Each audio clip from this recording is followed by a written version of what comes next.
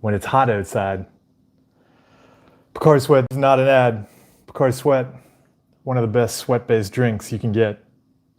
It might be the only sweat-based drink you can get. Also, it's probably not made with any real sweat.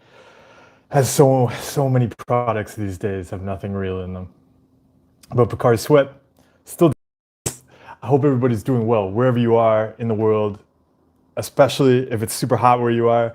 And I hope you had a chance since we last spoke to do some human things, to enjoy creating, connecting with other people, taking a moment to pause and do nothing without a screen in your face. When I was at the gym this afternoon, it was really packed and everybody was on their phone. What I find happens, one, when everybody's on their phone, of course, you often have to adjust your workout because the moment people are on their phone, I don't know if people realize this, they take way longer. I'm even suspicious that recently in the past couple of years when we've been hearing that you should wait 3 minutes between sets in the gym for optimal exercise and stuff like that, totally probably a plant from social media companies, because they know the moment you have to sit there for 3 minutes, you're going to start scrolling and it's going to turn into at least 13 minutes between sets. That was happening at the gym today. I find that useful because when I see everybody on their phone, I do not touch my phone during the workout at all. Hangudon, welcome. I hope you're having a human weekend. One of the reasons I've been thinking about doing human things and even thinking more about how we can do in-person retreats and events and things like that, like we have, and we've been doing a bunch over the past, I guess it'd be maybe 2, even 3 years now. I've been hosting workshops. There's also been meetups for the Mental Fitness Discord server. I want to expand the types of workshops and meetups so that we can have multi-day, multi-night retreats and workshops and things like that, just because it's so useful to have a chance to work on skills in an intensive way, like the OCD camps that I went to do workshops at in Sweden and Mexico last year. They're so beneficial to have that kind of dedicated time, but also they give people a chance to get away from technology for a bit. And that is incredibly beneficial because everybody seems incredibly super stressed out and overloaded and overwhelmed right now to a noticeable extent. Mr. Macedon Farm, good to see you. I hope you're having a great weekend. Thanks for helping out today on the live stream. Jisha, hello. Yeah, yellow. You just said, what do you think of the fake it till you make it mindset? I don't know what you mean by that. As soon as you said that, I was thinking about like hustle culture.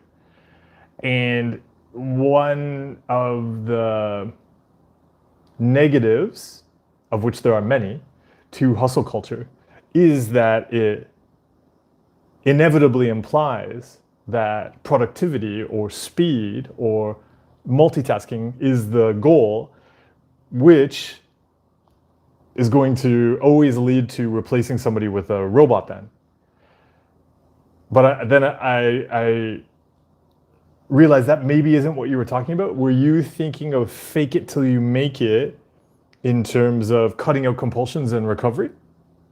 Yeah, if you can explain more about that, please do.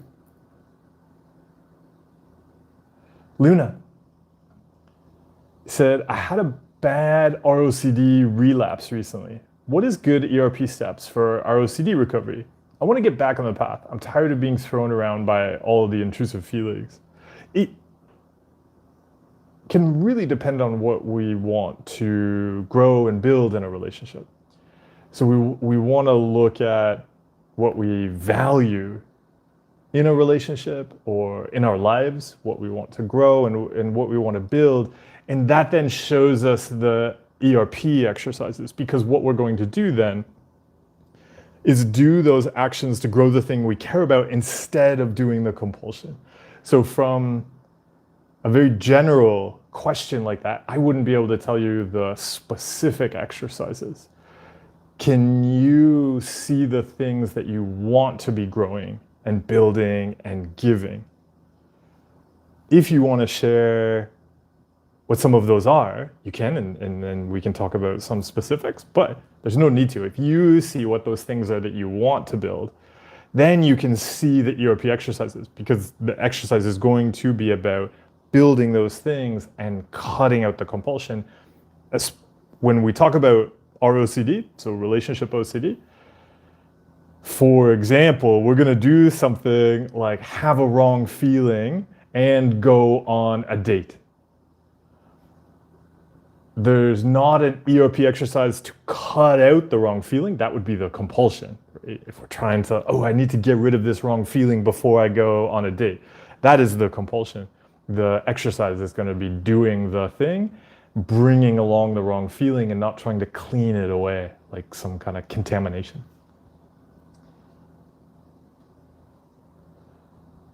Yellow shared more about the fake it till you make it. And they said, basically, by fake it till you make it, they mean not focusing on the negatives and just the positives in your life, and just say to yourself that everything is fine. So one thing I'll share in that, I wouldn't have thought that's what you meant by fake it till you make it. And that isn't, if I was going to describe that to somebody as a useful exercise, I wouldn't have described it that way. Because by what you mean there, just let's focus on the positives and say everything is fine. What do you believe that's going to be beneficial for?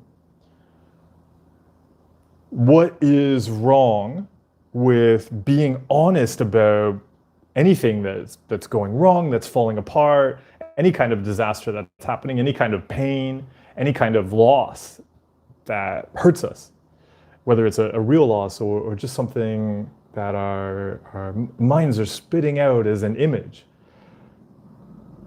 What's wrong with being honest about that pain or that difficulty and trusting ourselves to handle things and practicing actions that actually build what matters and what we care about? Blooper 785, it's good to see you. Joseph, I'm doing well. How are you doing? Luna, shared a bit more about the ROCD. Luna said, I'm not sure what the compulsions are that I'm doing. They must be sneaky and subtle in my head. I've cut out major external ones, I think. Then Luna, I'd be curious, what then do you, when you said that you'd gone off the path, that there was an ROCD relapse, and I'll scroll back up here to see how you described it. You said you had a bad ROCD relapse. What does that mean to you? That description of the ROCD relapse, that's going to probably be the compulsions. I say probably, only because I'm open to the possibility there are other ways of describing that aren't compulsions. But right now, all I can think of as a way to get specific about an ROCD relapse, that would only include compulsions. So it'd be that stuff. But yeah, what do you see as an ROCD relapse? Or what do you see as off the path?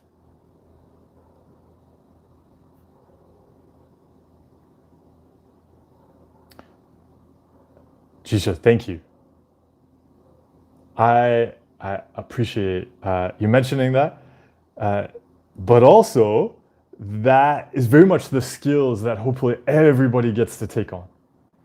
One of the reasons for maybe I'll say it this way. We'll be super blunt with this, and then I'll explain why I'm bringing it up.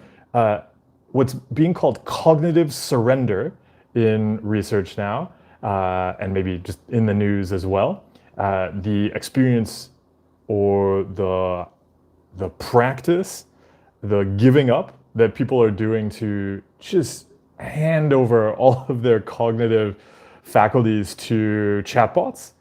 But even I'd say it's broader than that, just handing over like all thinking to the internet.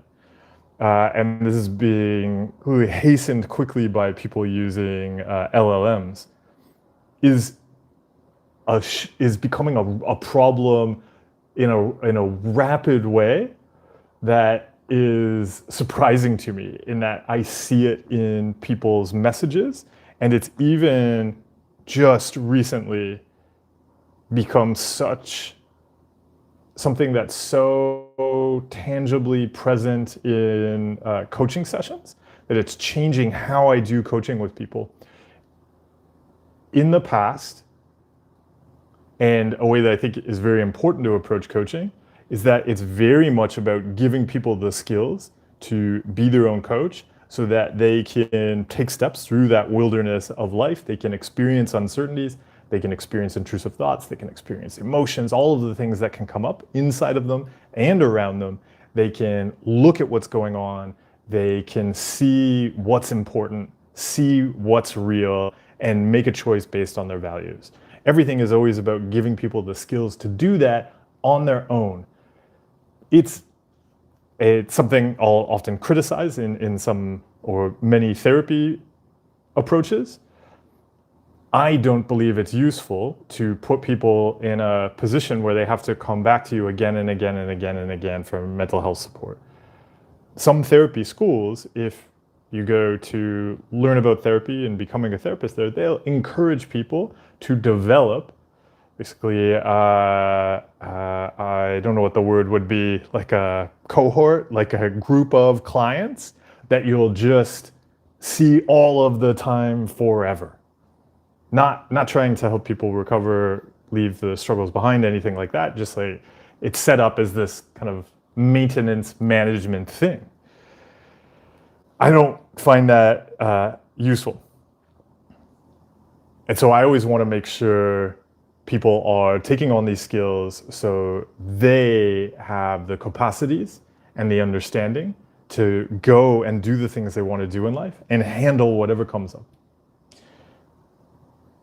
The extent to which technology is very quickly creating dependencies where people aren't using critical thinking skills, they aren't thinking through and figuring things out, but just going to technology like it's a vending machine to get an answer, is I find affecting how people then interact with coaching, because there is a quickly, rapidly, noticeably decreasing interest in taking on the skills and making independent choices. So it's changed how I approach coaching, in that now I'm much more structured and upfront that one of the things we are working on is that capacity to think critically and figure things out independently. And I've noticed, and people are requesting much more that I give them like people are wanting to meet more frequently and wanting much more structured frameworks. And I think part of this too is also the level of stress and overwhelm. Again, fueled through technology, what technology is doing to the economy and so on. Everybody is so busy that it makes it really difficult. Everything is so uncertain, everybody is so busy that a lot of people, especially when we add in struggling with some mental health issues, it's so difficult to have that extra capacity to make choices. Everybody's uncertainty budgets are maxed out. So there's a whole bunch of factors coming together at once, a whole bunch of contextual factors that are making it difficult for people to see what's actually going on, whether that's an experience the brain is throwing up or an experience around them. That is so important. So we should explore that as we're having discussions today on Brain Tech Support Live, and as our discussions continue, These skills that we talk about and share, don't ever approach them like this is I'm a vending machine and you're going to come and get an answer and be like, oh, okay, here is the answer. No, we're exploring approaches to identifying what's important within the context we find ourselves. And that is going to constantly be changing based on your needs and the context in which you find yourself. So you need to take these on as skills and capacities that can adapt to a rapidly changing landscape full of barriers and uncertainties and opportunities and challenges. So much of what we do with mental health and fitness is about developing the skill to see what's important. When we're struggling with our mental health, the brain throws up something and we're like, oh no, this is important and this is real. We get caught up in it, we get carried away with it, we start doing compulsions, we're trying to fix and clean and chase and get stuff, and it creates so much struggling and suffering. We not only need to learn the skill to notice stuff our brains throw up and our bodies throw up, and then make choices about what's important, we also need to learn that skill with things around us. That becomes even more important when the things around you, like what you see online, can just be fake. Same with what the brain throws up. There was a statistic I saw thrown around in the news this past week, and it wouldn't have just happened this past week, but I know they were reporting on it in a couple news outlets. Bots now outnumber humans on the internet. There will be a higher chance of you interacting with something that a robot created or that a robot is commenting on than a human, potentially, depending on where you are on the internet. So it'll be more and more important that we have areas where we can know that people are human, that we're interacting with valid information. This is so important when it comes to mental health, because it's not about having a piece of information, it's about real practice. If you're just consuming information regurgitated by a bot that doesn't actually know if it works, doesn't know how to apply it, that is not going to go well for you. So we got to use our brains and our critical thinking today as humans. That is going to be the name of the game. Luna explained more here about ROCD. Luna said, on describing going off the path and relapsing, it means I'm having extreme uncertainty about the fact I'm married and the distress of that, particularly as I embark on trying to buy a house and being really caught up in the feelings of the relapse. Yes, Luna, the relapse, as I find it useful to describe relapse, I would describe relapse as a thing we do. And this is an example of what I was just talking about there. So if we're doing a big thing, like buying a house, creates a lot of uncertainty. There's so many moving pieces. It touches on our fears around resources, our fears around relationships.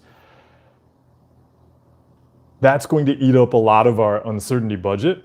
So we're going to have way less capacity, extra uncertainty that we can spend on other things. There's also uncertainties there we don't control. So it's very natural when there's a big uncertainty we don't control that the brain starts throwing up uncertainties we have experienced trying to control and get certainty about. The compulsions are whatever we do with those uncertainties. So a relapse is not a feeling. Mental health and fitness skills very much are about having any thought or feeling. So if we were trying to get rid of a feeling and we said, oh, this feeling is back, therefore I've relapsed, that would be like somebody with contamination OCD saying, oh, I felt so clean and now I feel dirty again, I've relapsed. But the skill or the problem was never feeling contaminated. The skill was never about feeling clean. An example of a relapse around relationship OCD would be the starting up, the machines and the debating, and I've got to get certainty about this. I've got to get a different feeling. Anything we do to avoid things because of the feeling, we're like, oh, I feel really wrong about this, so I'm not going to go and do the things I want to do. With the house, if we start to not do the actions that would be useful for the house we're looking for, and by that we create even more uncertainty, so then we've got even more things to control. It can help, if we want to get back on the path, to consider the feeling is not a relapse, the uncertainty is not a relapse. Relapse is about things we start doing. Because the feeling being there makes a lot of sense. Like, yeah, if you're hunting for a home, going through the home buying process, navigating all of the complexities of that, it's one of the most common things that people will mention, and I'm particularly thinking about coaching clients, because I've been working with several people recently on home buying adventures. Every single time, home buying is one of the most stressful things that people will run into, and they'll notice that the level of uncertainty and complexity that comes up with it just sparks the brain throwing up uncertainties around other things, as it's just looking for control. It so desperately wants control.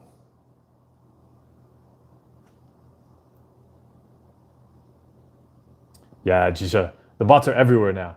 But that's why things like the Mental Fitness Discord server already are important and wonderful, but will become more so. Unfortunately, until we see regulation and policies and technology catching up with what's happening to the internet, at the moment, the internet is careening towards that dead internet. I don't know if everybody is familiar with the concept of a dead internet, but it's this idea that as bots proliferate more and more, and we see so many platforms reorient themselves towards AI slop, that the internet will just be filled with bots talking to bots and creating content for other bots, and then you have a dead internet.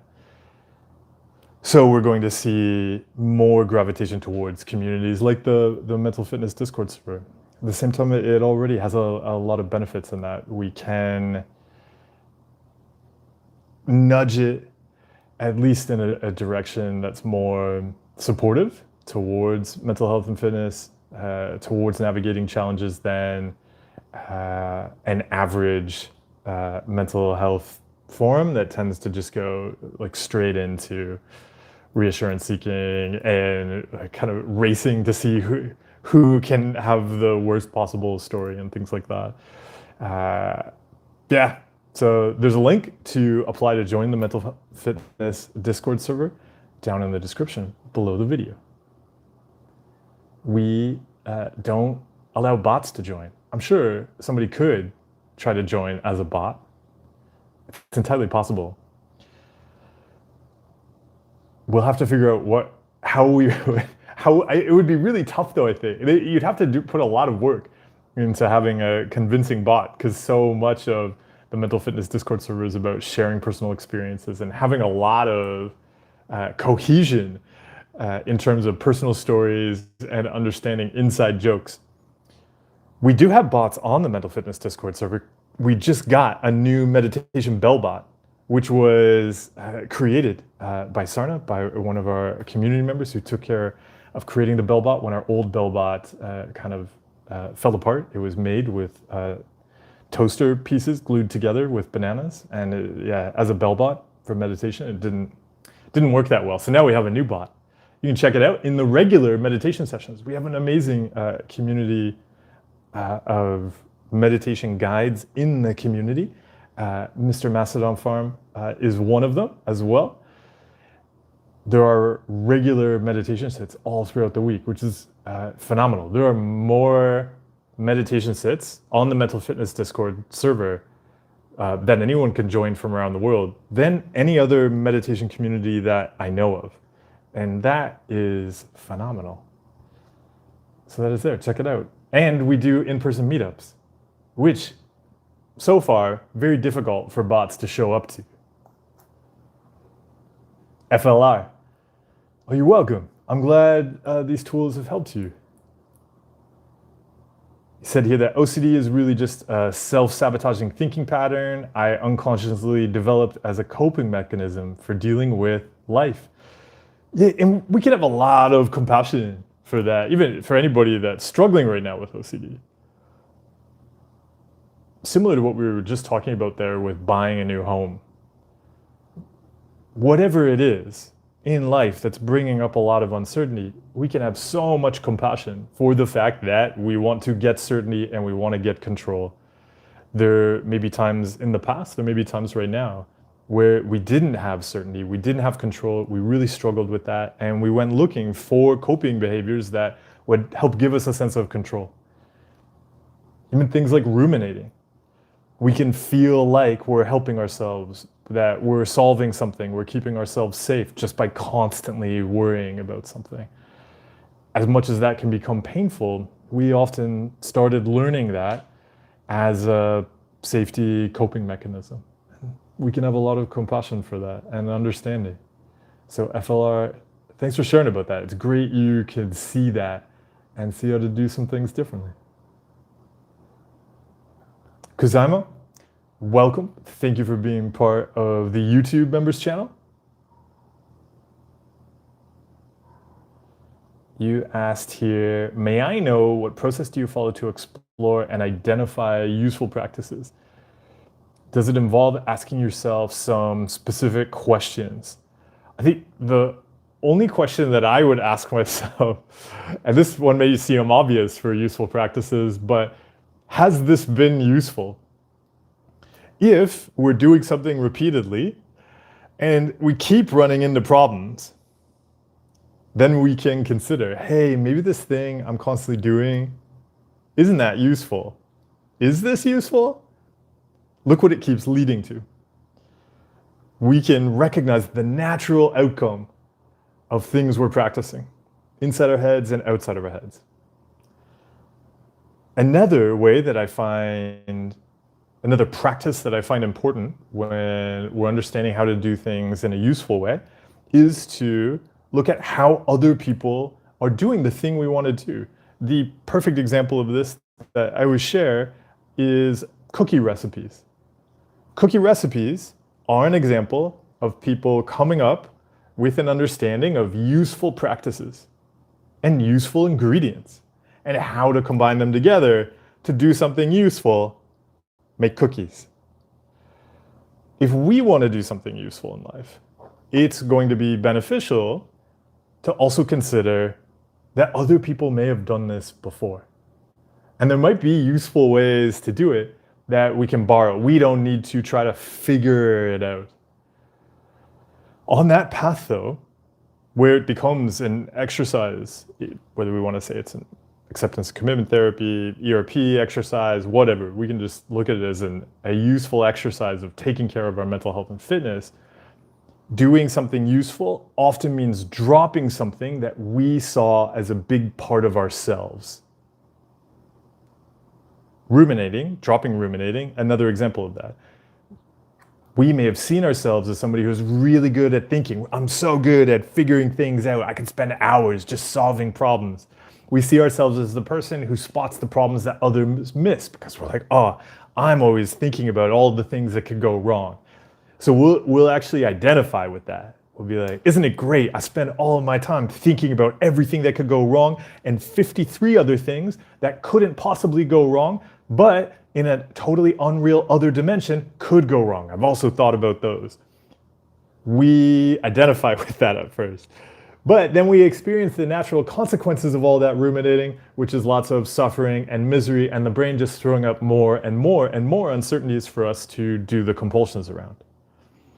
By us teaching the brain to do that, it then supplies more of the stuff we hate, more of the intrusive thoughts.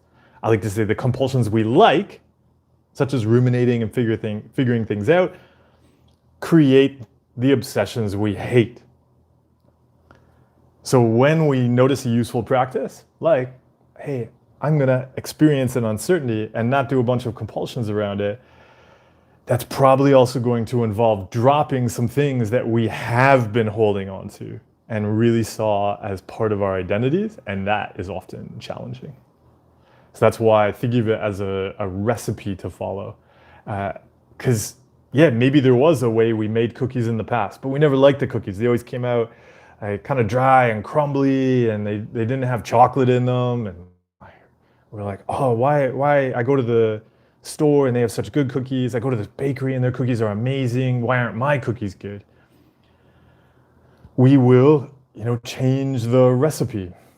We'll add a lot of peanut butter and chocolate. Just makes sense. We'll do some things differently, but maybe that means dropping some old ways of doing things that we can see weren't helping us, but maybe we identified with. Maybe we liked them. And maybe some of the new ways are difficult, right? Sometimes making cookies with peanut butter, like if the peanut butter is kind of stiff, it's like hard, difficult to work with. Getting all of those chocolate chips in there, you have to like make the cocoa from scratch. It's challenging, but it's worth it.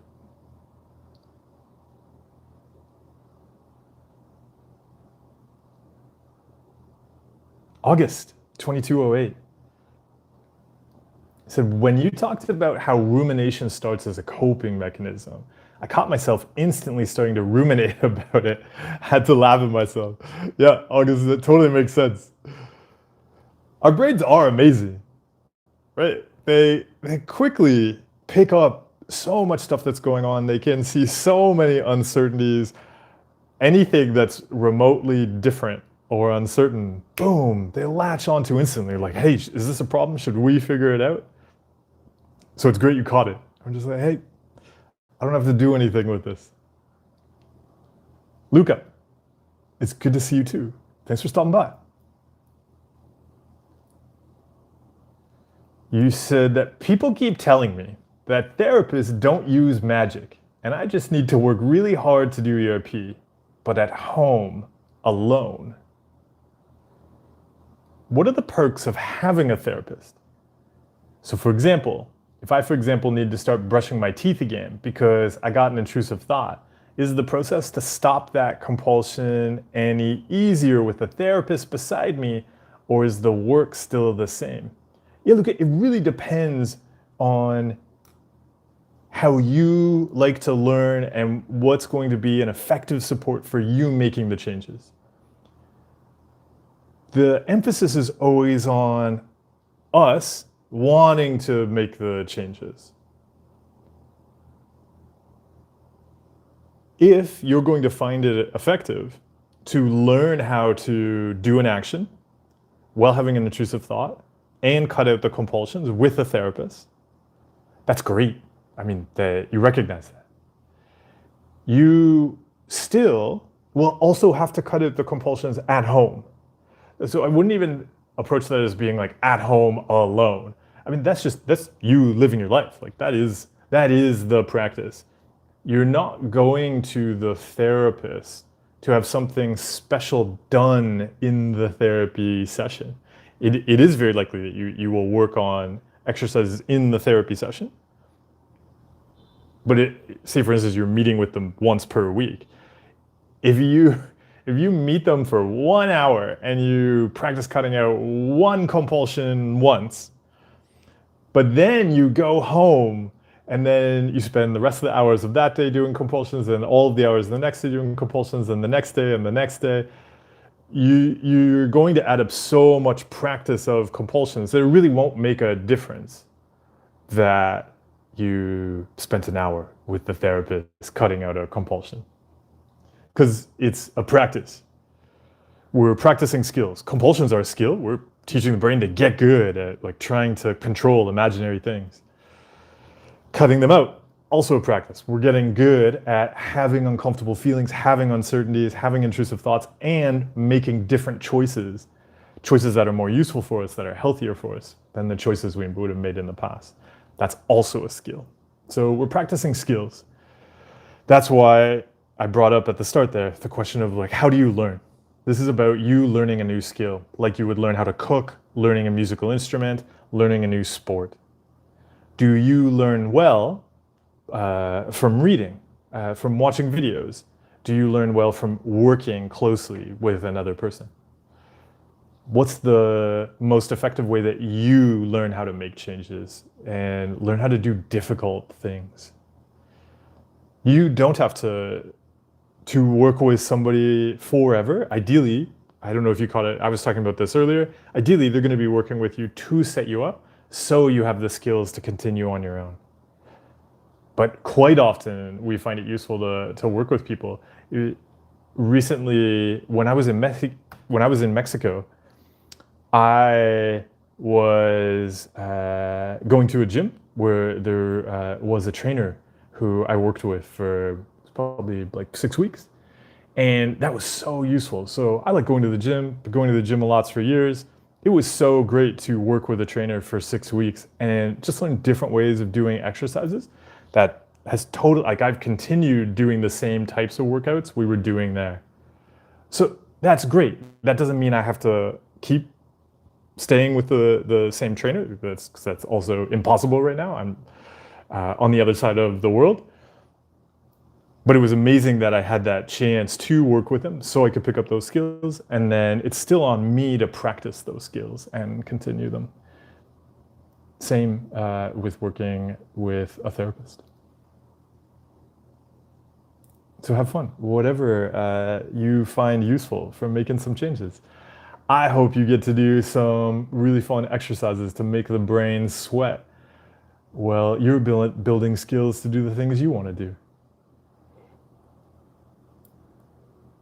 Eddie said, I've been experiencing anxiety almost every day, especially in the morning when getting ready for school. I often worry that I'll be late or not enough time to do everything I need to do. I've noticed that my anxiety gets much worse when I rush, but it decreases when I slow down. Totally. Yeah, Eddie, you're seeing something that I find is really important there. It's even why I was talking about having retreats and workshops, times that give people a chance to just put their technology down and do human things. We are so rushed and so busy that it's natural we then experience anxiety. I often describe it as the brain sweating, but kind of literally in those situations. We're just churning so many things. We're trying to control so much stuff. And that only makes us more anxious, which then we end up trying to control. It adds in this other thing we've got to control. And then that makes us even more anxious and we're worried that we're missing things and so on. Just slowing it down. Anything you can do to help make it easier to slow down can be a big help. Something I do with my tasks and my to-do list, and this is I'd say a useful tip. This started from cutting out compulsions, but continues to be something I do. I now work for myself. There's so many things I want to be doing, so many things that come up that I need to be doing. I always make sure there's one task I do today on my to-do list that is only about making a task tomorrow easier. Because what will happen is just taking care of everything that comes up, and I hesitate here because there's no way I could ever take care of everything I need to do today, every day. And there's always more, because then there's all sorts of creative projects, there's all sorts of business administration things, there's guaranteed to be questions from people on any platform I log into at any moment. So I'll never complete the tasks. And there's also things coming up that need to be addressed quickly or immediately. So I really protect an opportunity to do something each day that's going to make another activity easier tomorrow. Because with so many things to do, if there's something I know I need to do, but there's any kind of uncertainty, maybe I don't have the documents I need for that, or there's actually a piece I need from somebody else that's not there and I didn't even realize that yet. It's just going to, throw sand in the engine or whatever metaphor. Somebody's going to chuck a stuffed panda in the gears, as they say. And it's going to kind of mess things up, and then it'll only create more stress. So I always protect some time that I can prepare something that's going to make a task I'll do the next day just that little bit easier. Because then there's not going to be this rush to get it done. I can step into that task, everything's already prepared, everything's already laid out. I know I can take care of it, and I don't have to put a lot of pressure on to rush. Maybe when you're getting ready for school, you perhaps might notice some things that you could start to prepare the day before. And then the trick, which often is the exercise, is to give time to preparing those things because they won't feel necessary. The weird thing that happens with stress and anxiety is that we tend to get hooked on it. We rely on it. So we wait to get stressed so that we rush to get things done on time. It doesn't have to be that way. We can get things done on time. We can do it gently and slowly and feel good while doing it. That actually helps us be more productive and create more and do more of the things we want to do. So, what can happen today that'll make tomorrow just a tiny bit easier? So you can step a little more slowly through it.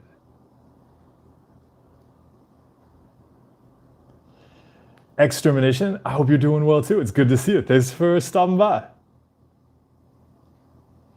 Nancy, you said how to react when people are deliberately trying to make us angry, wasting our time and distracting us. Well, it sounds like if they're trying to make you angry, waste your time and distract you, the thing to do would be something else that's actually useful.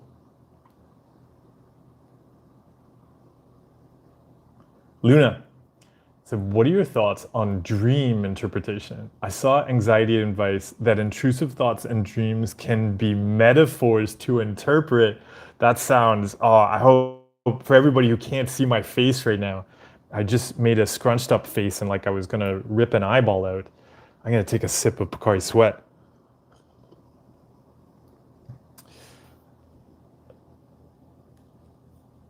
So I'm working on an intrusive thought course. I was recording a bunch of videos. We're just getting the videos all edited up and the lessons made. So that's going to be coming along pretty soon. And I kind of grin because the video I was just editing is going to be titled, "What do your intrusive thoughts mean?" And it's in there because this is such a common thing that we ask for reassurance about.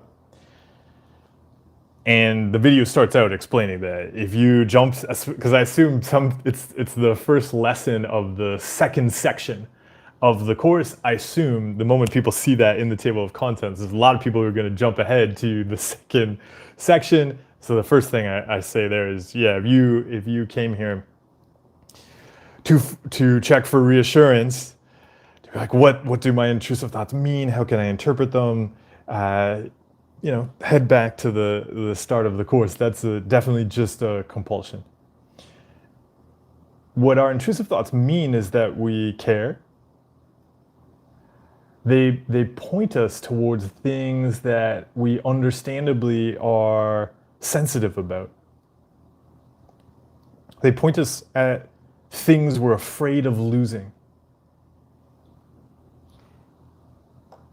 If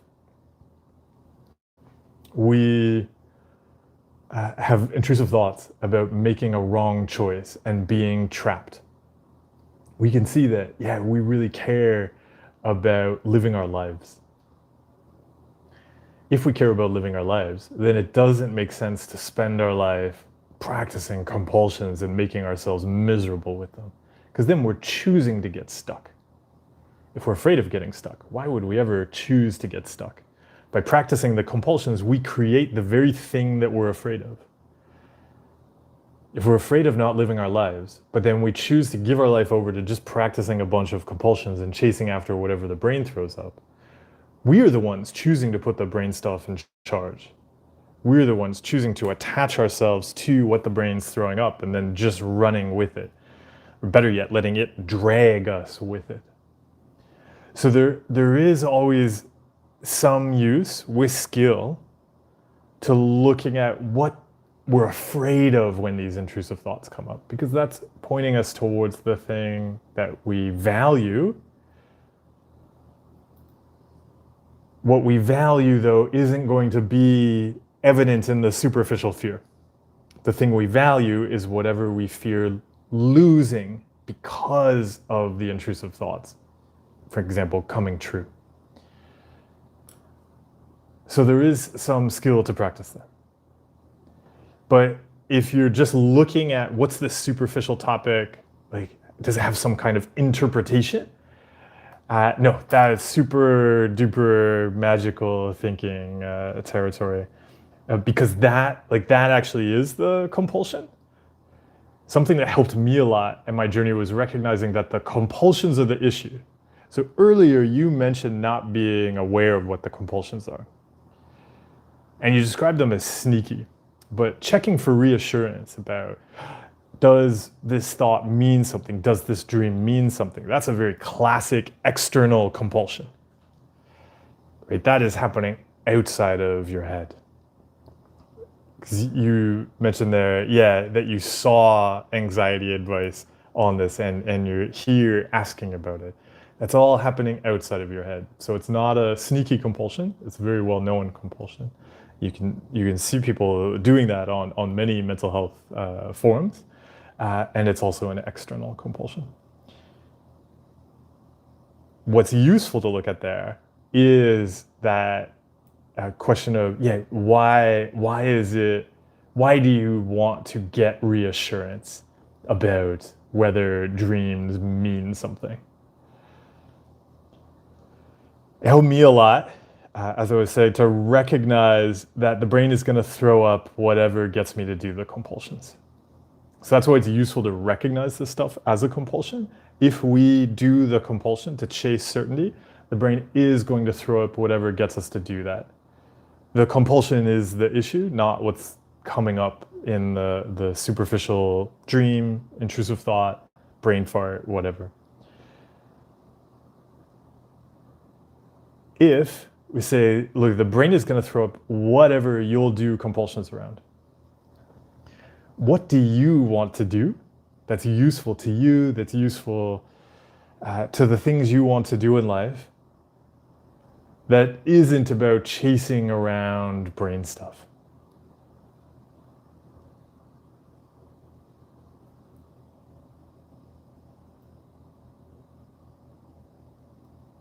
Trevor Hitchcock said, I remember a take care of your mental health at the end of the world brain tech support 2 to 3 years ago. You were drinking coffee made with chocolate or melted chocolate and you looked really calm. That I can 100% believe that was a thing that I was doing. We are still at the end of the world. Unfortunately, I don't have good chocolate with me today, but I did just have a coffee. I had a coffee in a cafe that I really enjoy. I really love Vietnamese coffee. Everybody, Vietnamese coffee with Robusta beans, so good. There are definitely some issues in the world that Robusta coffee, which is delicious, is the least popular, or not that I shouldn't say the least, because there's actually even more coffee beans varieties, but that Robusta is rarely used outside of Vietnam. But it's such an amazing coffee. You just have to know how to prepare it and the different ways to work well with it. So I was enjoying some ice cold Robusta coffee in the cafe. The cafe has a cat, and the cat, totally not interested in people, but this is big news. The cat sat like a meter away from me and licked itself. That's huge. That, like, basically we're best friends now. So it was pretty exciting to have a cat best friend at the end of the world. Thank you for dropping by again, Trevor. Mr. Macedon Farm said, after taking valued steps, especially bigger steps, I've noticed I often have a spike in uncertainty and anxiety, and it's easier to fall into doing compulsions at this time.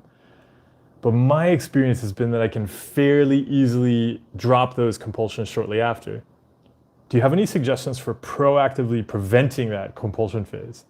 Or would it be more about making these changes and going through that phase while developing a higher anxiety, uncertainty tolerance along the way? I'm also, and this is in brackets, it says, I'm also currently considering doing something new and running into some rumination, etc., regarding that possible step. So it can be on both sides of the change. Yeah, Mr. Mastodon, this is a great area to explore. I say everybody, even if you're not at that point where this is even a consideration, let's talk about getting proactive and getting ahead of the compulsions. This is something we can all benefit from because we'll so often, as I was talking about just a few moments ago, we'll so often get hooked on the anxiety and the pressure.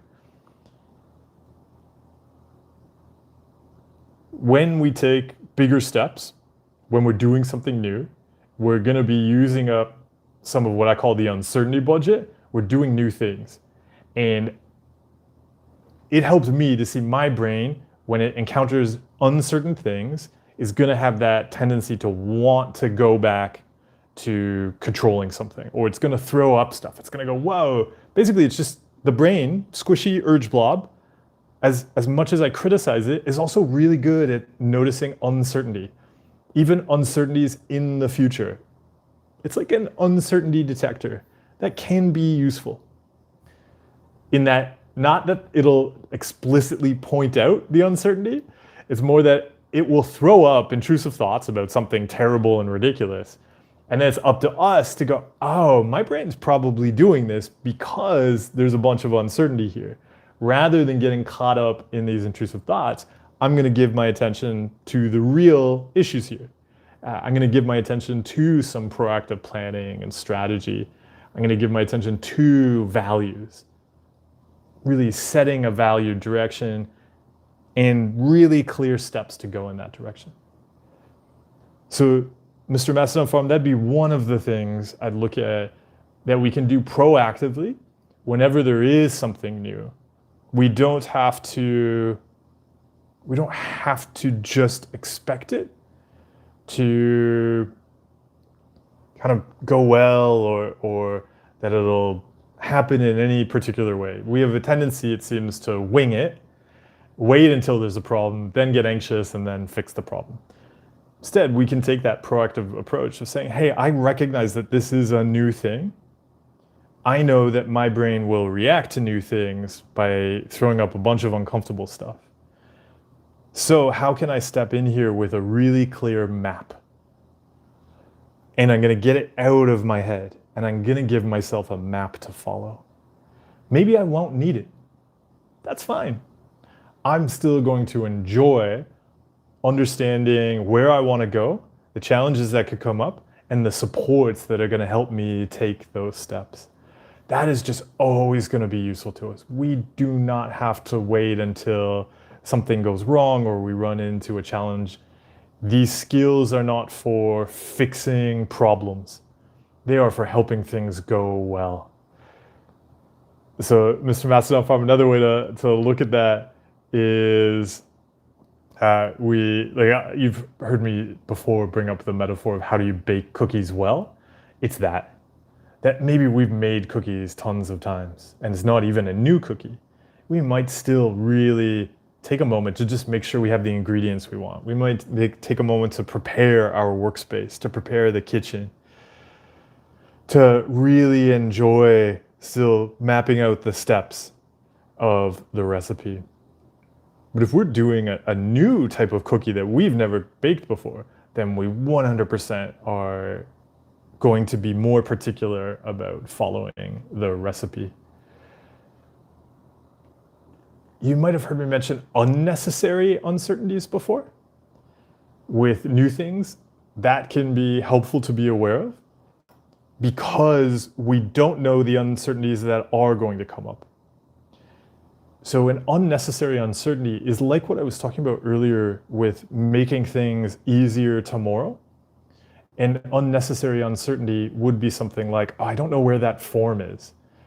Like I know I need some particular form, or I know I need a number because I need to call some customer service line or something.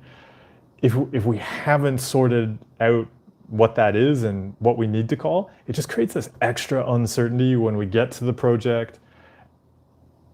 Since we're doing something new, our uncertainty budget's already used up. Just that little extra uncertainty just drags us down even more. It creates more stress. We're going to be rushing and so on. So if you're doing something new, how do you bake the cookie well? What are the valued actions you're going to practice? What are the unnecessary uncertainties that you can take action to remove? And I'm just going to take a look through the comments you posted, see if there's anything else. And focused on the question of just how do we not get caught up doing the compulsions, is to expect them and have a plan for it. And it's okay if the plans is cheating. Even this is something I talk about in the Mental Fitness 101 course, is to cheat at it and do that with things like this. So an example of that, I used to do management consulting and facilitate strategy workshops, and they would be these very long days. Sometimes they'd be 5 days long, and I'm facilitating workshops, or my time is structured from 7 a.m. until 7 p.m. easily. And 7 p.m. would be an early night during something like this. So that's going on for 5 days. And then I learned that what would happen is I would come back after doing this 5 day super structured format of my days, very long days. And then, of course, the day I would come back from that, I would have nothing planned. And I could just see the brain just kick into this gear of, oh, I need to make stuff for you to fix and solve. This can also happen when we're doing new things, when people go on trips, when people buy houses, when people renovate houses, anything that requires us to be spinning all those machines in our heads. Then there comes a point where we've been spinning all the machines, or we've done the new thing, or we've facilitated all the workshops, and then you don't have to do all of that anymore. But our brains, again, because they're not the worst thing ever, they're actually just spinning at this really high capacity, like big machines in a factory where we've turned them all on, and they just want to produce. The problem is now we have nothing to give them, and they just start churning out intrusive thoughts, because those are things that we'll fix and control. So they're just giving, we're done with the real problems, and then the brain kicks into, oh, you need more problems so you can solve more things, and it takes off. So we can expect that and then have a plan to cheat at it. I recognized when I was coming back from those workshops that I needed to start to give myself a ramp down. And where initially I thought, oh, after so many busy days, I want a day of doing nothing, that actually wasn't a smart idea. My brain doesn't switch gears that effectively, so instantly. So it was a huge support to say, okay, on those days now when there's nothing scheduled after a really busy schedule, I'm actually going to prepare a schedule for myself, and it's not going to be at home. So I'm going to go and do things. I'm going to give myself an amount of stimulation and then gradually wind that down as I slowly turn off the machines in the factory. When you're coming out of a period of doing a lot of stuff, what would help you not get caught up in the machines just wanting to do some compulsions, but instead give you a chance to do something that might be in this kind of in-between area? Maybe it's not going to feel exactly like the thing you most value doing, but it helps you cheat the brain so you're not getting caught up in the compulsions. Especially when there's this new thing you're considering. So having that proactive plan for setting values from the start, and even after you've made the decisions on the new thing, not just leaving this big empty gap because the brain is going to want to fill that with some kind of new uncertainty to solve. Nomad said, how should we deal with antagonistic work colleagues without being negatively affected by their behavior? Yeah, that's going to be super specific to your workplace. What supports you have, what the hierarchy is like, what the work culture is like, even potentially what country you're in, what the labor laws are, and so on. So if you have any kind of HR or supports you can connect with at work, or somebody who is familiar with your workplace, it could be useful to start by talking to them. It's Rex. Said, I don't have a spike of anxiety, but the false attraction acts. I'm not sure what that means. Said, I'm tired of these. It's been 2 years. I can't afford therapy. I'm struggling from HOCD and TOCD. It all feels so real. Yeah, so it's going to be about cutting out the compulsions. Like even what you described as, like you made a distinction there. You said, I don't have a spike of anxiety, but the false attraction. If you don't have a spike of anxiety, why? So it might just be like what you're defining as anxiety, because the way you've described it, you sound anxious. To me, I would describe that as anxious or distressed or like not liking this. Whatever name you want to put on it. I don't know that there's a useful, like to make a distinction, like, oh, I don't have an anxiety spike, but I have these false attraction issues. There's some unwanted experience there. Doesn't matter how you categorize it. The issue with this is the compulsions. So like even if somebody's like checking and judging stuff around attraction, yeah, that's already in compulsion territory. So yeah, if you can't afford a therapist, if you can access a book, a course, I have tons of YouTube videos that are free that are about cutting out compulsions. It is going to involve cutting out compulsions. And those are going to be the internal compulsions as well as the external compulsions. It is doable, but it does involve making changes.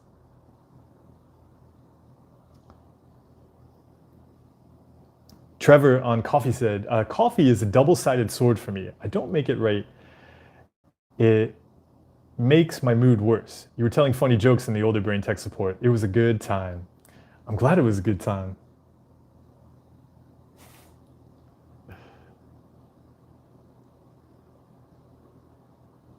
Oh, Mr. Mastodon Farm, thank you for taking care of the chat. Oh, Trevor, you remember Bagel Bagel Bagel? Indeed. We haven't chatted recently, but yes, more recently than 2 or 3 years ago. They were doing well and still going on bagel adventures. Oh, Luna, no problem. Handling brains, is it a wacky, tricky business? Always. That's why we have to learn the skills to handle the brain, just like we learn the skills to handle whatever we see online now, whatever a chatbot spits out. It really is that same experience. And why it's so important to understand is because we can see also when we've been struggling with things like intrusive thoughts, uncertainty, anxiety, when someone's bringing up stuff around attraction, whatever it is, a core challenge that people are running into in those moments is what we'll call in an acceptance and commitment therapy, cognitive fusion. People believe the stuff coming up in their heads. They believe the feelings they're having in their body rather than seeing it as an experience. If we've bought into whatever our brains throw up, it's not surprising we then buy into whatever we see online or whatever a chatbot spits out, because we're already doing that with ourselves. this practice of starting to take a step back from what we're experiencing. Be aware of it as an experience. Recognize that we have a chance to look at whatever we're experiencing and make a useful decision about what's important. That is an increasingly necessary skill for everybody in the world. So we have an advantage, and that we've already been working on this skill because we had to learn how to do it with our brains. Not only do we need to do it with our brains, we now need to do it with many things around us. But also, if you're not doing it with your brain, you do need to do it with your brain. Ariel said, my brain is fixating that I was dumped because I did compulsions. How do I forgive myself for my shortcomings in my relationship?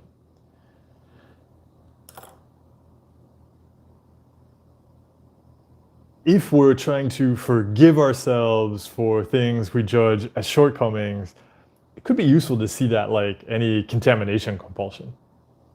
Rather than going, oh, there's this bad thing, I need to fix it and control it, which was the same pattern as the compulsions.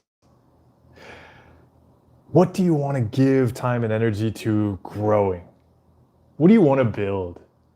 What do you want to do well? The brain, fine, it can throw up whatever stuff. It can always be like, hey, you need to be a time-traveling janitor. Go back to the past and fix whatever. Classic brain stuff. We are not time-traveling janitors. Instead, what we're going to do is build and create and grow around the things we want to see in our lives. So there's no way around, like when you mentioned shortcomings there, if there's a thing we want to fix, we don't get better at something by like just focusing on it and like trying to like forgive ourselves for something. Again, as everything, it's like baking cookies. If we burnt some cookies or made some cookies that were not, like we put raisins in them instead of chocolate chips, okay? So we did something truly horrible. So if we did that, the way out of that is not to say like, how do I forgive myself for putting raisins, and not even like the good raisins, like the really kind of just like dry, tiny raisins that nobody enjoyed eating. How do I forgive myself for that? That's like, we're not going to improve at baking by doing anything there. Because even if we did find some magical way to perfectly give ourselves forgiveness for putting raisins in the cookies, we're still not giving any time and energy to baking good cookies. We've just spent a whole bunch of time checking online and ruminating about the raisins and searching for perfect affirmations to get some right feeling about putting those dry little nibbly raisins in there. Not useful. You want to bake good cookies? What are the actions of baking good cookies in your life? And how do you want to start to practice those?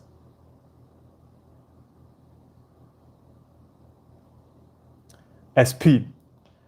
So can you speak to making choices non-compulsively? I'm starting grad school and I'm ruminating on whether I should live with housemates or alone.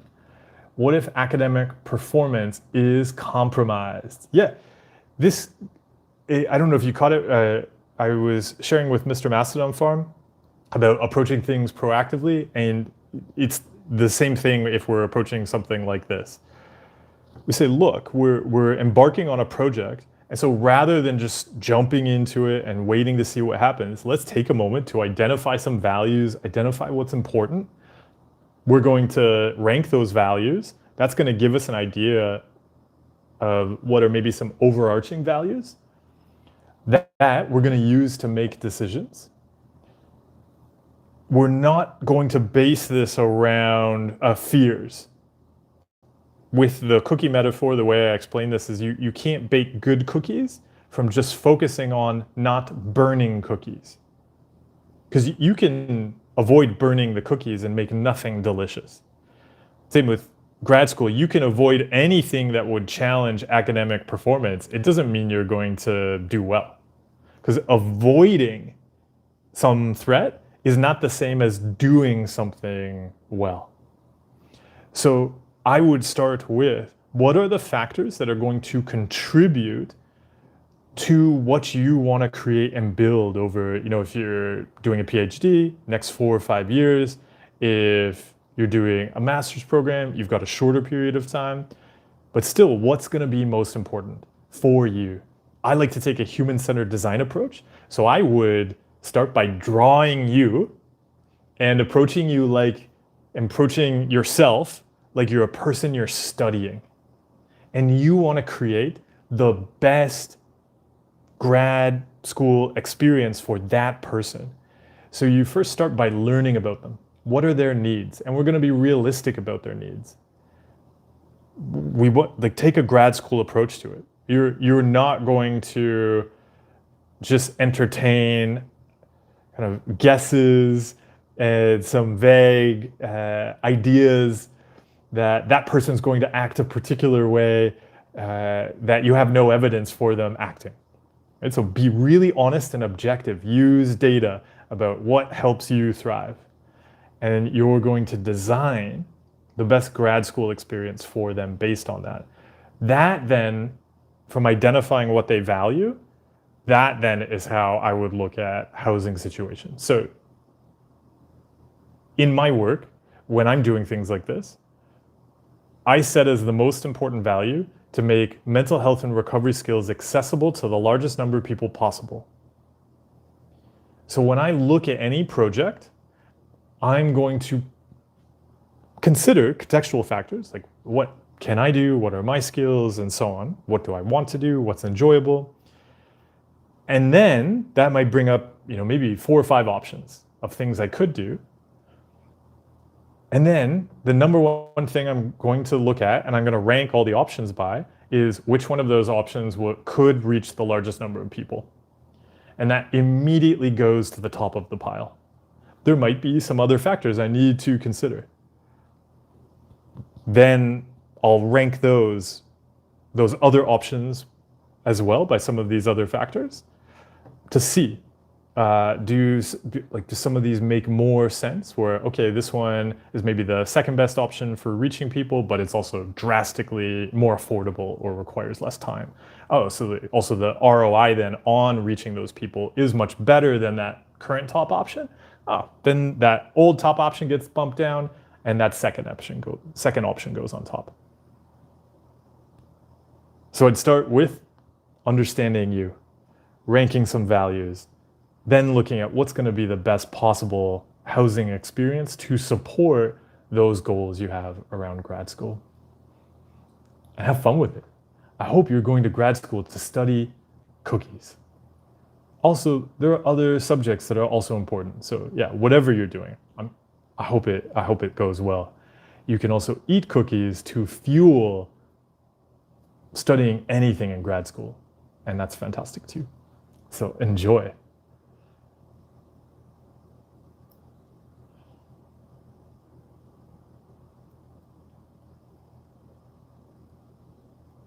Oshwe, exactly. It is an advantage.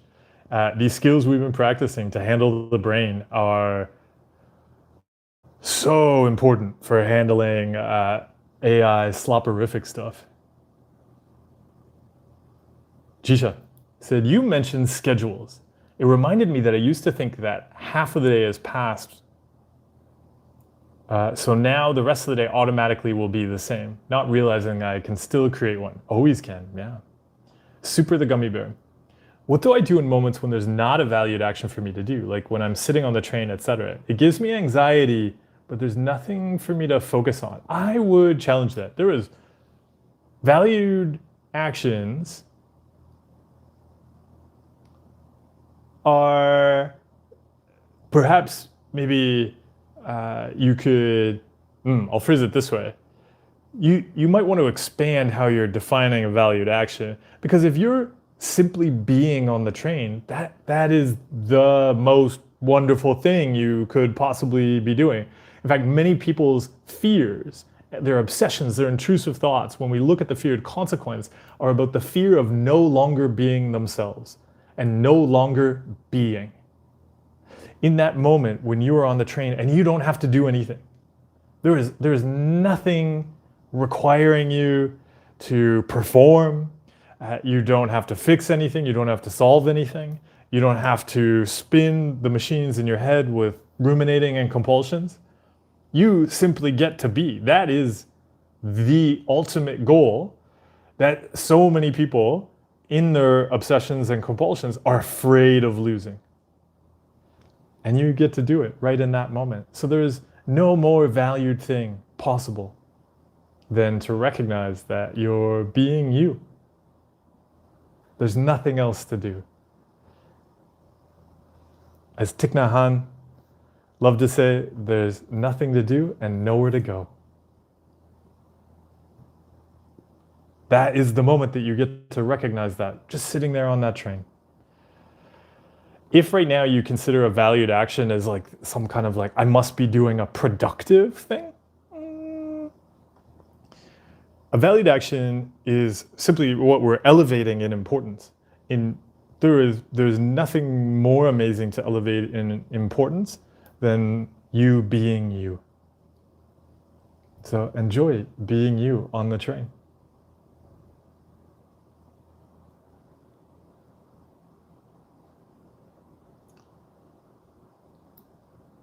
Ariel, you said, I want to have a healthy relationship, but I feel discouraged after the breakup. Is it useful to have my value now as giving myself rest? It really depends on what you mean by that. My initial hesitation and reaction is that sounds like you're more describing a compulsion than rest. So I'd really want to know what you mean by rest. Because there's no reason you can't be giving your time and energy to things you care about in a restful way as well. Like doing something and like giving to growing what we care about rather than chasing some kind of like forgiveness for the past. That doing of stuff isn't going to be exhausting. What you were describing earlier, the compulsion of like, I've got to get this forgiveness feeling, that's exhausting. Trying to be a time traveling janitor, that's hell. Because of physics, we can't be time traveling janitors. So the idea that we're going to clean something in the past and get some kind of feeling, that is brutally exhausting. So just dropping compulsions like that sounds restful to me. Yalla. So how do you determine if your values are fear-based or not? Just are they? I don't know if there'd be an easy, like you would have to be the one to dig into that. I mean, it's something when I'm working with coaching clients, I'll have a lot of questions. You can often tell. The way I'll often present it to people, usually when we first start emailing, before I take on a coaching client, when we first start emailing, it's about getting aligned on useful mental health and fitness goals for our work together. That won't be fear-based. If somebody is bringing up something that's potentially fear-based or even like fixing-based, the way I'll present it to people is to just consider if that thing was already complete. What could you then do?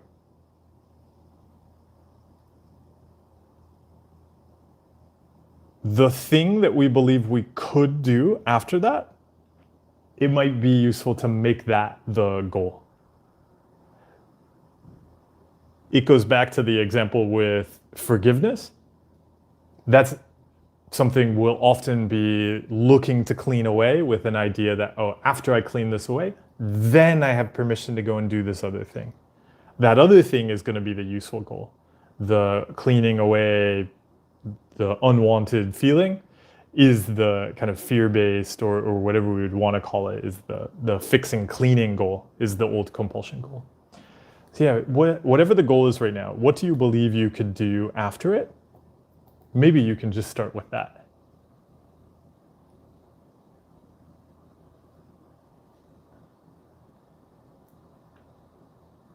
SP is not going to be studying cookies, but is going to be studying med school. And perhaps because of all of the cookies that we're eating, we will all be appreciative of that. SP, enjoy. Thank you for taking care of our health. So yeah, SP, and one of the things that jumps to mind with med school, that's the perfect reason for exploring some of the elements of what you're going to need. Because there can be situations where it works really well. I know of situations where having people living together was supportive for going to med school because they all understood what was going on and they all helped take care of things. And were communicating about it. They were all going to med school. They communicated how to make that work and were really upfront with each other, wanted to support each other. Everybody was helping each other navigate it. And so there's situations like that can work really well.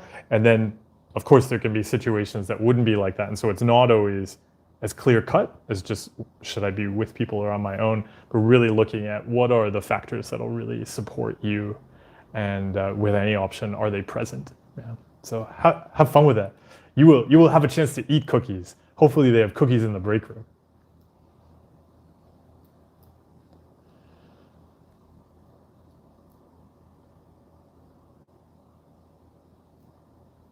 Abed, absolutely. Train upholstery appreciation.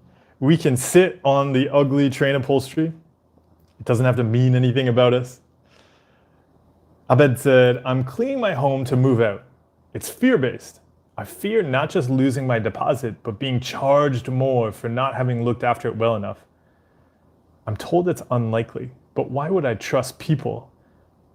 I don't know how to switch to values-based. Yeah, is just to plan out, like give yourself a structured plan for the cleaning and just practice leaving it at that. So you decide what are the priorities for cleaning, set some boundaries with yourself, and then you do it. And then the brain, no matter what you do, the brain will still be like, oh no, you didn't fix this. They're going to take your deposit. And that's where you see, of course, there's one of the big fears there, always is resources. Of course, we're going to be sensitive about that. Brain is going to, no matter what you do, the brain is going to tell you that they'll take your deposit. So one of the things you can do with that is accept that's already happened. Take care of the house and cleaning it because you want to say goodbye to it. You're just doing it to give to the house, but then set boundaries. Yeah, because sure, there's already no chance of getting the thing we want to get. The moment we focus on the getting, the brain obsesses about not getting it. Super the Gummy Bear said, I get thoughts of being stuck and trapped on the train and I fear having a panic attack. Yeah, it's super common. Said, I wish I could just sit there and be me and do nothing like you said, but my mind screams intrusive thoughts. So this is very, very common though. You can though be there while the mind screams intrusive thoughts. That is the exercise. We want it to scream there. Invite it to sit down. It can scream all it wants. That is also the moment to go after whatever kind of fear it wants to have a debate about. Like what I just mentioned there with the deposit. So if the brain is screaming about you're going to have a panic attack and you're going to lose your mind, yeah, then I would be like, yeah, brain, I want to have a big panic attack. Like, let's try and have a super big panic attack because all of this stuff that I was going to do today, already gone. I'm going to spend the rest of the day in the psych ward. So let's do it, brain, right now. Let's have the biggest panic attack ever. Maybe I'll actually just lead everybody in the train car in a sing-along. I was just thinking we could, maybe sing some Italian folk songs or something like that. You get to play with it. If you try to fight the brain and you don't want it to be there, that's only going to increase the intensity and the struggle. If you've got a seat beside you, invite it to sit down. It can scream all it wants while you lead the train car in singing folk songs.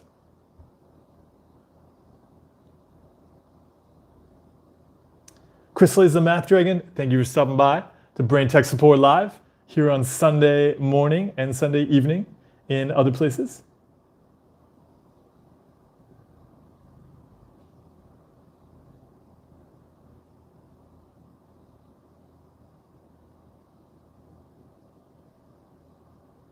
Abed is Mud. Oh, Mud, thanks for explaining. And Mud, especially with the things you have to take care of right now, the adding in the extra, like the extra lift around having to do everything right to get the deposit. The it's understandable, right? That like we want to not add some extra thing on top of stuff, but then our brains just add this extra work on top of that. Yeah, what if cleaning up the place is just saying goodbye to it and just trusting that, yeah, and not trusting in the deposit people, but trusting in you. You'll take care of it in a way that's good for it. If they're assholes about the deposit, yeah, you can, just drop their email on the mental fitness Discord server and just, maybe suggest that people just send them an email, give them a call to ask them what's going on.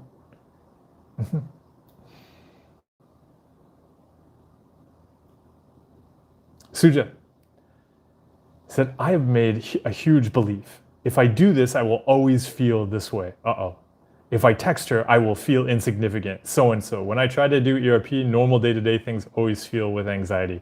Yeah, so just those like that really rigid, like you got to do it this way or else. And if I do it this way, then that's going to control what somebody else thinks. Oh, so exhausting. And just magical thinking. So yeah, what if you don't have to do things based on all those rigid rules?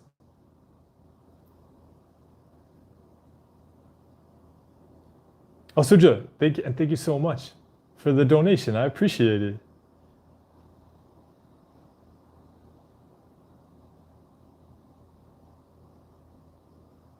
Suja, your donation just now was exactly the price of the coffee I just had before Brain Tech Support Live. So thank you for being the coffee sponsor for today's Brain Tech Support Live.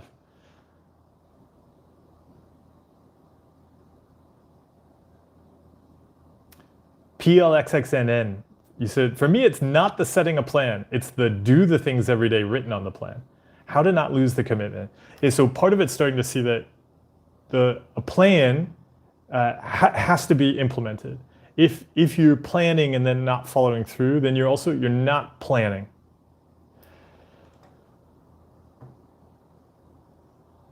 A plan, and this is why I was also mentioning earlier with the question about grad school and med school, being realistic about the person we're designing for. We're not going to pretend that a person is going to be a way they're not. We have to recognize that with ourselves. So if you, I just got a notice from my internet. Okay. We'll come back then. Come back to the conversation. I just had to check my internet. It gave me a notice. I think the internet cut out and we switched to mobile. If you are making a plan based on an idea of yourself that is not accurate, then the plan sucks. You will also need to follow through on it. The exercise I often give people to start playing around with this is to pick an action that is the smallest amount of action that you for sure will do. And it can be something ridiculous. Like I will often suggest clients start with something like walking outside to touch a tree and then coming back inside. It's not there's no particular use to it. The trees do appreciate it. We do like recognizing that trees exist. It is kind of great. But yeah, it's not the kind of thing we might typically put on our plan. But the reason we do this is because we recognize we don't follow through on our plans. We're not doing anything. All we want to start to do is develop a practice of taking action. So we do that not by adding in some intense thing, but just starting to teach our brains that, hey, when I say we're going to go do a thing, we're going to go do a thing. So you start with just random things, but you put them in your calendar, you do them at the time that you put it in there. So if you say you are going to go out and touch a tree at 2 p.m., you got to do it.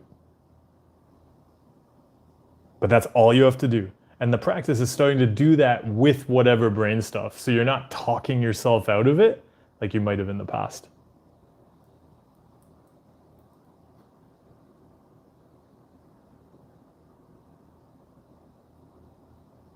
Trevor said, old school tactics. You are not a rock original. I'm going to slide off of the road and crash into the bus full of penguins, or I will do some superhero move and save them. Exactly. Which is great on the train when we're afraid of panic attacks. Like, fine, brain, I'm going to lose it and do this thing. Or, yeah, maybe we'll do a coordinated dance. Boasting Gamer, it's great to see you. Boasting Gamer, thank you for being part of the YouTube members channel as well. Coffee Lover, we have somebody who's brought coffee for us all today.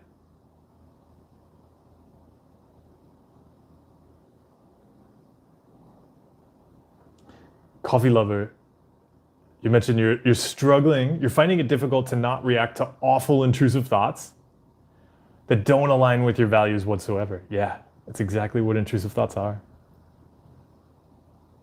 Oh, but then he said, so it's really hard not to do compulsions to prove that I'm so against those thoughts. But I've been doing a lot of checking on healthy behaviors recently. Yeah, so intrusive thoughts are fueled by the compulsions. There's tons of research on two things here. And even so I just shared a written article on the YouTube members channel today looking at some of the research on intrusive thoughts. I'm preparing some videos, and so I have a spreadsheet on intrusive thought research, and I was sharing some of the quotes and just talking a bit about it with the members today. And there's two things I'll point out there that I'll be doing videos on, but that we see come up again and again in the research. So intrusive thoughts, what we know is terrible, violent, disgusting, horrible thoughts. Multiple research studies over decades have demonstrated now that around 90% of people in the world experience these thoughts. There's no broken wires, there's nothing wrong with the brain. These are human experiences. What I was sharing about in the article that the research will consistently come back to is the unwanting. The thoughts are not unique in their existence, but what generates the struggle is the unwantedness, or what I'll often describe as unwanting. That there is an active approach we have to them of not wanting these to be there. And the research also shows that it's what we'd say in acceptance commitment therapy is experiential avoidance. Like, I want to get rid of this, or just whatever we're doing to control the thoughts is not only what creates the suffering, but what creates them coming back more and more. Another thing I was sharing, I shared a video for our donut members on the YouTube members channel earlier this week on what I call the dead squirrel theory of intrusive thoughts. And this is exactly what you're describing. The brain is like a puppy. It does not speak any languages we speak. All it understands is intensity and engagement. The brain's throwing up stuff because it wants to play with us. It's a puppy. And so it's just bringing stuff constantly. It brings a stick, it brings some garbage, and we're just not paying attention to it. We don't play with that stuff. But then the puppy brings a dead squirrel. And suddenly we're like playing tug of war with it, we're shouting loud, and the puppy just loves it. It doesn't know that any of this is negative or wrong. The puppy just understands my human is now engaging with me, and it's happening with intensity. So what's the puppy gonna do? The puppy is going to bring more dead squirrels. Not only that, the puppy's gonna start digging around, like, I've gotta find more dead things. The puppy's gonna dig up stuff from the past. Too. It's going to bring skeletons and be like, what do you think about this? And we're going to be even more upset because it reminds us of something that we wanted to become a time-traveling janitor to fix. The more we engage with the dead squirrels, the more the brain is going to bring them. And so we've got to drop the compulsions. It is already a fact. The only reason it's going to throw it up is also because it's a thing you're going to prove is wrong, right? That proving is the engagement, is the playing with it. It is just a brain throwing up stuff to get you to do compulsions. So there's nothing you have to prove to it. There's nothing you have to do with anything it throws up. Especially if you don't want it to keep throwing it up. Instead, something I found so helpful to recognize was that me fighting with thoughts, that actually doesn't do anything useful for me or anybody. If I want to do things that align with my values, it's not going to be about arguing with thoughts. It's actually going to be about what I want to give to the world. So when we see these horrible intrusive thoughts about people we care about, it's very common. We're gonna not engage with the disgusting things the puppy is digging up. We are going to engage with what we care about through actions. It may be difficult right now, but this is where I was talking about the meaning of intrusive thoughts earlier. This is where we might clap for the puppy and be like, I get it, you're right, I care about these people. So I'm going to go and do things that support these people I care about, rather than, as often happens, withdrawing from the people I care about to spend time cleaning the mind and arguing with it. You see that you care about these people in your life. What are the actions you want to do to practice that care when the brain is throwing up thoughts? And that's how we start to teach it to drop the dead squirrels. It's going to bring a dead squirrel. Every time it brings a dead squirrel, we're going to give time and energy to doing something valuable. We're not going to play with the puppy. If it wants to engage with us, it needs to engage with us around the actions that support the things we care about. So, coffee lover, I hope you can enjoy some coffee with the people you care about. And if the puppy wants to bring a dead squirrel, it's going to have to take a seat while you enjoy your coffee with the people you care about. And hopefully there are also cookies, which SP can sneak us out from the break room at med school.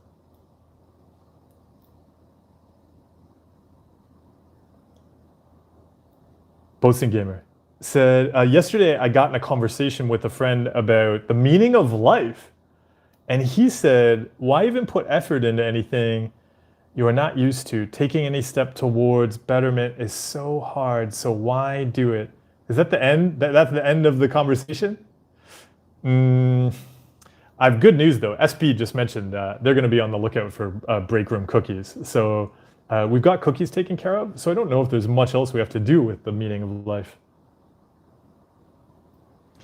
Super the Gummy Bear said, it may go a step further. The root of my fear is a fear of death due to religious trauma, which I started having at 16. I never suffered from anxiety before this.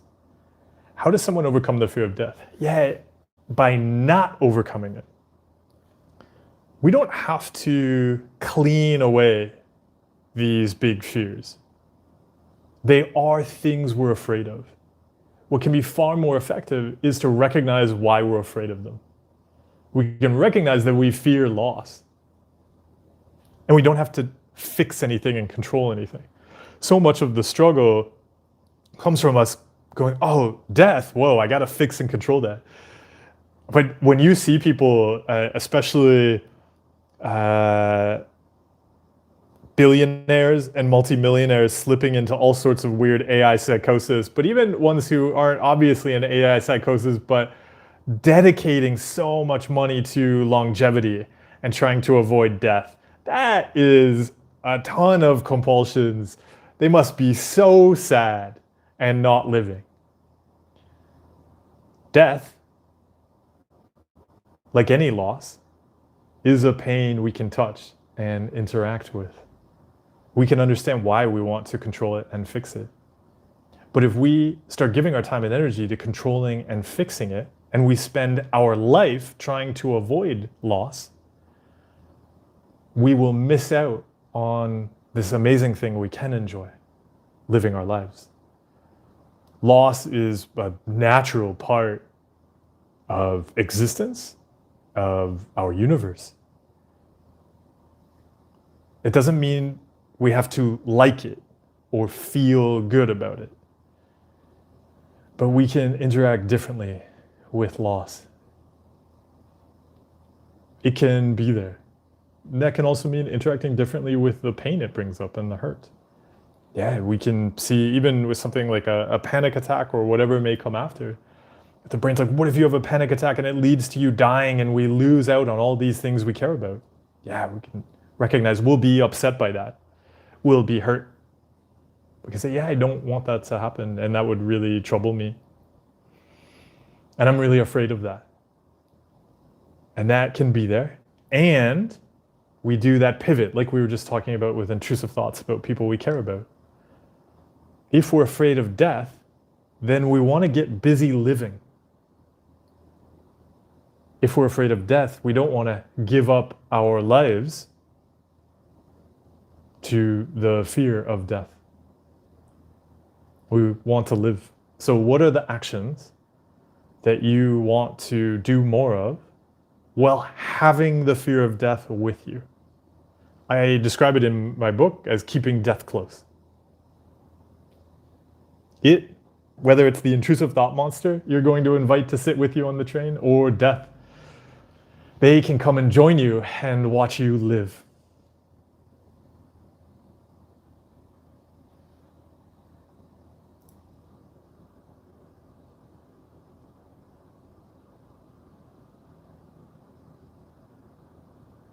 Yalla has recognized that they have been making plans based on an idea of themselves that is not accurate is very calming. That's why I found it so helpful when I was starting to explore mental health, that I'd been doing all of this work in the business, like in business strategy and innovation. And that was so focused on understanding humans, understanding what people actually need, not what you think they need. That's how we innovate, by really understanding what people want. That's how we can do new things that we would never think of. But also when a business is running into problems, and what I did for so many years as a workshop facilitator around strategy was helping companies recognize they were just building around either fears or building around ideas of their customers that were wrong. But we do that for ourselves all the time too. So that's why a lot of these tools we cover are borrowed from useful tools from innovation and business design. Yeah, we can approach ourselves as kind of a customer that we're building a product for. That product is our life. And we're also providing a service to care for this amazing customer that we care about a lot. So we need to be honest about how that customer acts and what they actually need. Because when we're building stuff for them that they don't need, or that's based on how they don't actually act, that's when we notice a lot of struggle and disappointment. Blooper 785 said, cutting out compulsions is so scary. Like when I not do compulsions for a thought, I get a worse one. That is correct. That is exactly what happens for all humans. And one of the supports that we would always share in a business strategy context at the very start of a workshop is say, look, the moment we start to make changes and talk about doing things differently, you are going to experience uncomfortable feelings and uncertainty rising. When we're cutting out compulsions, it's like cutting out any other addiction. Yeah, you're going to experience withdrawal because the brain just wants the compulsion. So that's why we cut out the compulsion for any thought. You're not cutting out a compulsion around a specific thought because then the brain will just swap in a new thought. We're cutting out the pattern of compulsion. So it doesn't matter what the new thought is, we're still not going to do the compulsion. It's just like an addiction. If you say you have a problem with whiskey, it doesn't make sense to then accept a shot of vodka and then be like, oh, but it was a different alcohol. No, the compulsion is the drinking. So you're going to cut it out across the board.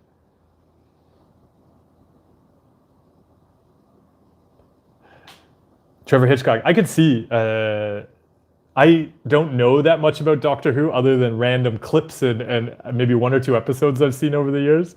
But I think a time traveling janitor would be a great addition to the show. Felix, absolutely. With any of these, we're not getting caught up in all or nothing thinking and trying to do things perfectly. That's why it really helps to identify some of those values and be aware of that when we're setting the values. The values are going to be about actions, have really objective ways to see that we've done enough. We're going to identify, hey, today, here's what's important to me, here's what I'm going to give, and I'm done. And the brain can do whatever it wants.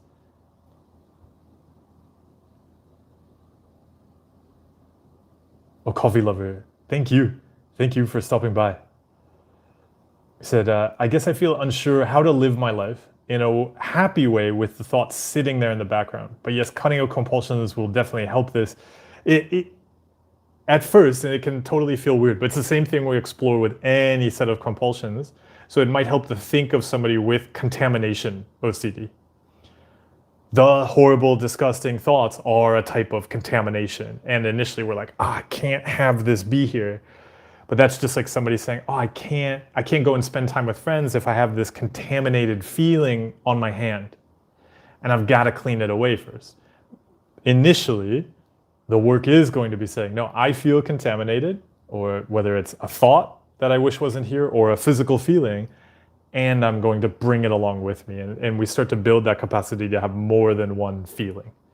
So like Felix just brought up, we're not doing that all or nothing thinking. Like either I'm happy or I have intrusive thoughts and they can't go together.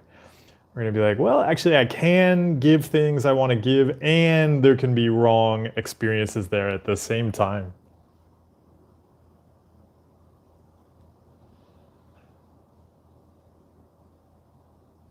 Yella, exactly. Super weird and super sad. Roshue, exactly. The dead squirrel is like when you try to prove and get certainty and there's no certainty to get. No, and so by engaging with it and trying to prove it, you are creating the uncertainty. Chris lays the math again.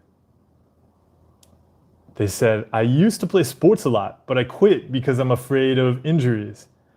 Though I miss it dearly and I want to go back, I'm super conflicted between these two feelings. How can I decide what to do? With anything, if we just base it around, oh no, I want to avoid a thing, that can really trap us. It depends on what sport we're talking about here. Of course, some sports are riskier than others. But even if we're doing a risky sport, we still start by looking at how do I do this well? Yeah, sure, of course I don't want to get injuries. So how do I do it in a way that I can play the sport sustainably? But also, you may notice with some sports that, okay, injuries, everybody I know who does the sport is injured right now. And go, okay, it's pretty likely I'm gonna get injured. That is an experience I can have. I can support myself, but maybe there's a different sport I also wanna play that's gonna meet the same need in my life. And so that's another possibility as well, rather than taking that all or nothing approach. It's either I do like hippo wrestling or I do nothing at all. Well, maybe there's an between nothing and hippo wrestling. There might be some other sports that meet the same needs.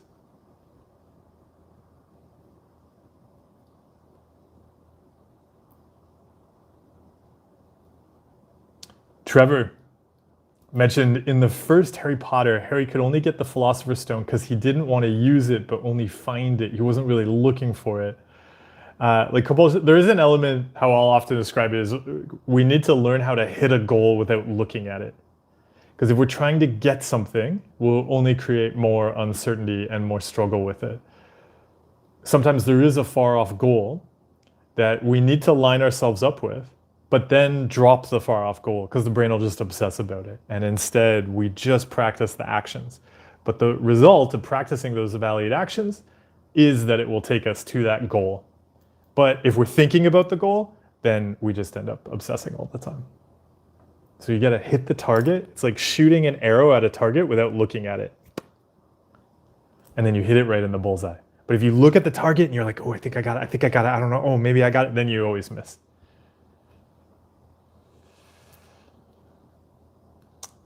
Try. Good evening to Vietnam. Thanks for stopping by. US, are intrusive thoughts a psychological disease? No, we know from extensive research over decades that intrusive thoughts are like these kind of thoughts that people see as violent and terrible and wrong are experienced by around 90% of humans across many studies, multiple cultures. It's so useful to recognize. It's one of the reasons I originally started to make content around mental health, because I saw there's this gap between where the research is at and how people talk about mental health online, for instance. When intrusive thoughts come up, people are often saying nobody can understand what it's like, and this is just the way my brain's wired, and I can't recover from this. But this is just normal stuff. The struggles come up from how we interact with the thoughts. Because they're just the brain like throwing out stuff, like just our body throwing up kind of uncomfortable pains and things like that. So the moment we go, whoa, this thing's wrong and it shouldn't be here, and then we start trying to fix it and control it, that's what creates the struggle. That's what makes the brain throw it up more and more and more. It becomes like any addiction. We're just trying to fix the wrong feeling, so we get more wrong feelings. That's where it becomes a problem. But that is changeable. Yeah. Roshui. I think what got me is that I'm doing things with the contaminated. Then I might be checking, shouldn't I feel anxious? Did I feel anxious? And so on. Exactly. And even what we were just talking about here with try, if we're judging an experience, that's where I like to say the first compulsion happens. And I have a video on non-judgment as the first compulsion. That's where then we start the unwanting. We're going, oh, there's a feeling here. I'm going to judge this feeling as wrong. That then it implies there should be something we need to do about it. Do I need to clean it away? Is it a danger? What's it mean? Kind of the things we've been talking about so much on today's episode. Those are all the compulsions, but they start with that practice of judging stuff. Chris Slays, the Math Dragon, is in fact doing hippo wrestling. Chris says, let's say my sport is hippo wrestling, which is very dangerous. Is it reasonable to avoid it because of the injuries? I've tried really hard, but I haven't found anything to replace it. So I'd be curious about a couple of things there. Because if you're like, I've tried really hard, but I haven't found anything to replace it, I'd be curious about why is that? There are many scenarios where people are forced to replace a sport. It's a mental health challenge that comes up quite often at first. If people have been playing at a sport at a high level in high school or college, and then because of injury or just because of the way the sports system works, they may not be able to continue with that sport, but they might have attached a lot of their identity to it. So that's often quite challenging. And there's a couple different things we look at there. So we would look at what needs did that sport fulfill? Because if you're not getting a similar need met with the other sport, then yeah, you might say, oh, but that other sport didn't really work. Again, it doesn't mean there's not another sport that you can do. But then there also can be the brain just loving compulsions. So it just loves to have this debate. So you can also expect it to say, oh, but no other sport is good enough. So I'd also be suspicious of that. It helped me a lot to recognize my brain wants to do the compulsions. And so if I'm going to go and do something that's useful to me, it is going to initially throw up a dislike of whatever it is. And so I expect that. That's neat. It can dislike it. That doesn't mean I'm not going to do it. Also, yeah, if the sport is doable, so if you're going to say, okay, I'm going to do hippo wrestling, then is it possible to do hippo wrestling in a way that supports you? You might, if you do hippo wrestling, you might get injured. That's possible. Oh, somebody just shared a sun. Roshua, thank you for the sunshine. Everybody, we are going to wrap up shortly. Now that it's sunshiny, and we're almost at 2 hours. Yalla said, sometimes I feel like I'm invalidating myself if I ignore certain ruminative thoughts, especially around safety as a woman living alone. Checking the doors locked, upset at tenants being careless, etc. Yeah, safety is a real thing. And so like we were talking about with hippo wrestling, all of these other things, even the planning around med school that we were talking about earlier, what Mr. Mastodon Farm brought up, it helps to just be proactive with it. So there's nothing wrong with safety. This comes back to the baking cookies well. There is nothing wrong with baking good cookies and not burning them. We like that.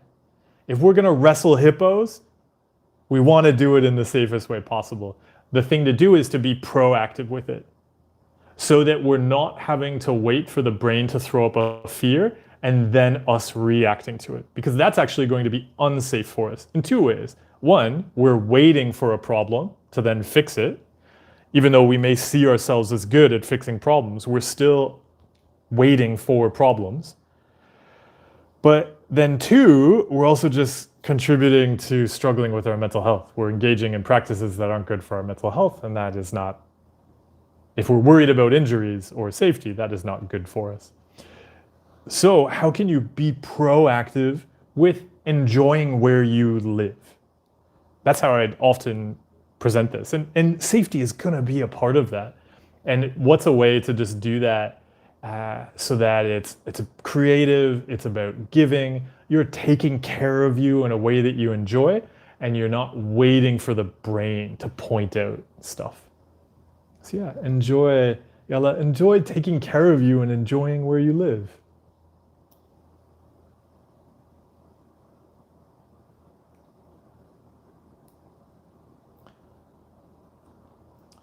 Try the same thing I'd bring up. So Try shared here, my mom has bipolar disorder and I know that it's hereditary. Therefore, I'm kind of worried about whether I have it or not. A proactive approach to taking care of you is going to be so helpful rather than like if we get caught up in like checking and trying to control fears, because that then gets us into those compulsions, right? How do you want to proactively build and care for your mental health and fitness? Because that is a thing you can do when you already know there are challenges you could run into and there's skills that are useful. We can just start practicing those skills now and taking care of ourselves.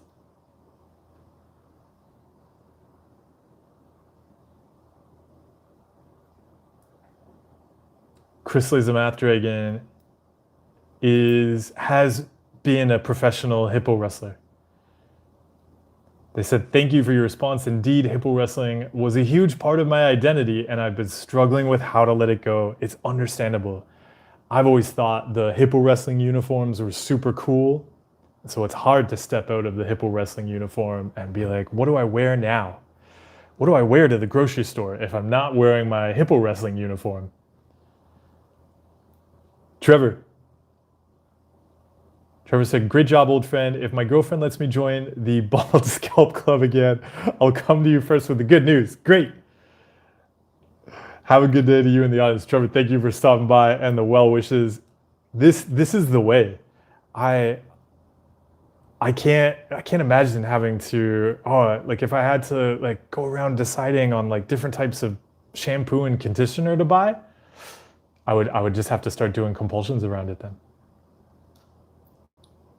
Mr. Mastodon Farm. Dylan, thank you so much for all the help today.